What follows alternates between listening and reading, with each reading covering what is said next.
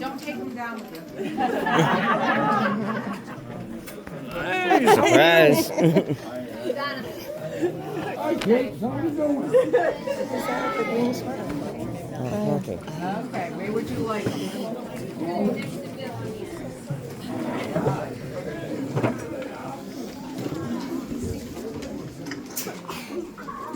There's your one. All right, good morning, everybody. Good morning, and thank you for coming. I appreciate it. There's a lot of people in this library, huh? Wow, well, we are here today to celebrate somebody kind of famous in Warwick. All right, so we're going to give them a minute to be settled. My name is Mrs. Bushell, and I am currently the elementary director, so you can just call me Bob for today if you like. I have followed Bob in his path as a teacher and a principal, and now the elementary director. So we are here today to honor Mr. Robert T. Bushell. Wow, all right. Don't worry, Bob, we're going to give you a chance to speak later. I've never seen Bob speechless, so this is, someone take a picture, quick.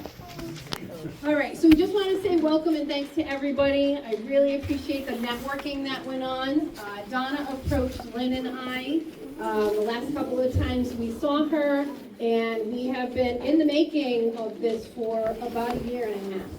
So we're glad today's the day. There are some extra chairs. You don't have to pay any extra. There are some chairs right here for family members here and here, so please have a seat. Okay. If we added up the number of years of service in this library, I would not have enough fingers and toes. I think all of us put together, we would run out of fingers and toes. I know alone, just in this front row, is probably 200 years. And I'm not even that old. So I don't know how that happened.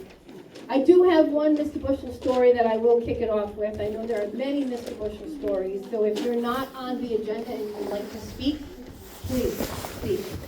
I had done my student teaching at Lippert with Mr. Bushell as the principal.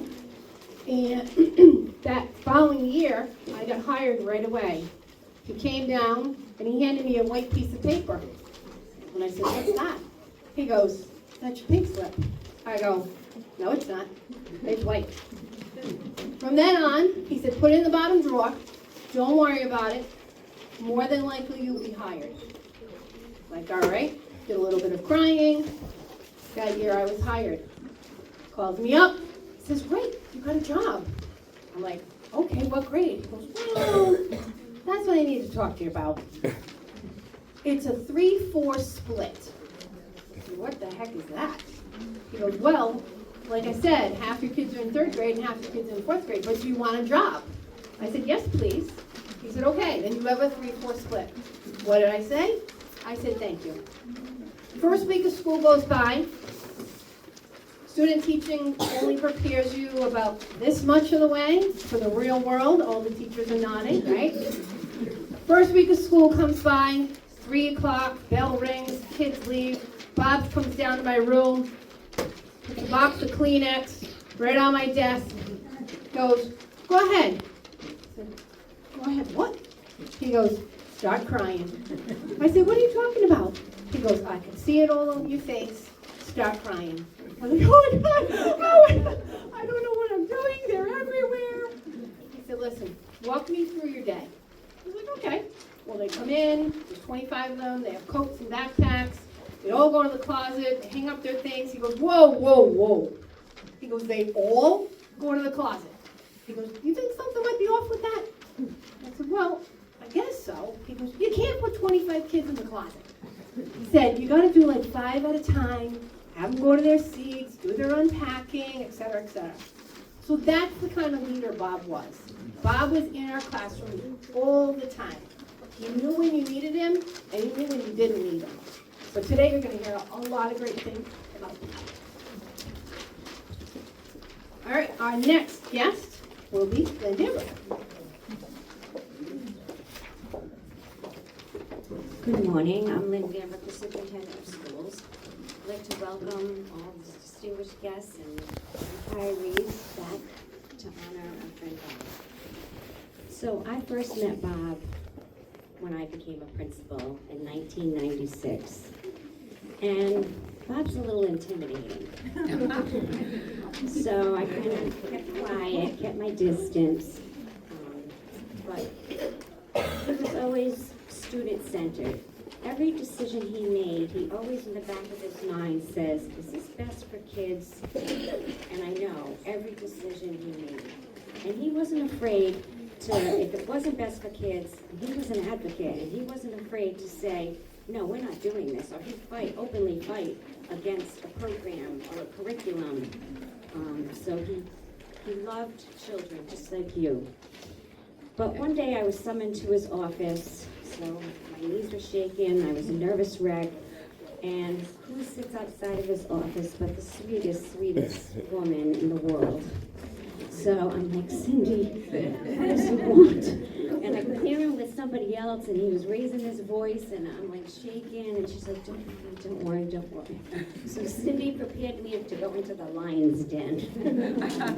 But Bob and I had a great relationship. We became very close. We served on almost every committee together. And we had a real problem. He'd call me up and say, Lynn, 10 o'clock at Dunkin' Donuts, we're going to solve the big problem. So we were at 10 o'clock at Dunkin' Donuts, Roy would join us, and we'd get a lot done. But I truly respect that you were an advocate your whole life for children. And you did what's best for children.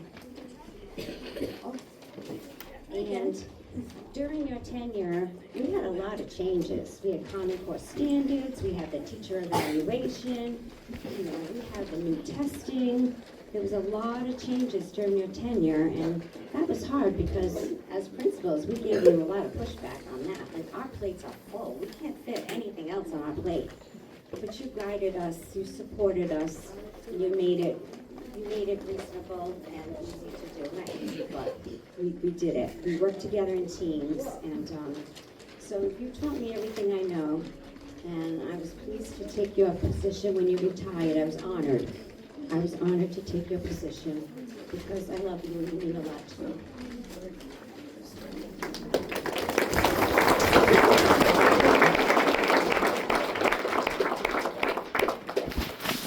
All right, now the moment we're all waiting for. We're going to hear from our students. Bob loved nothing more than being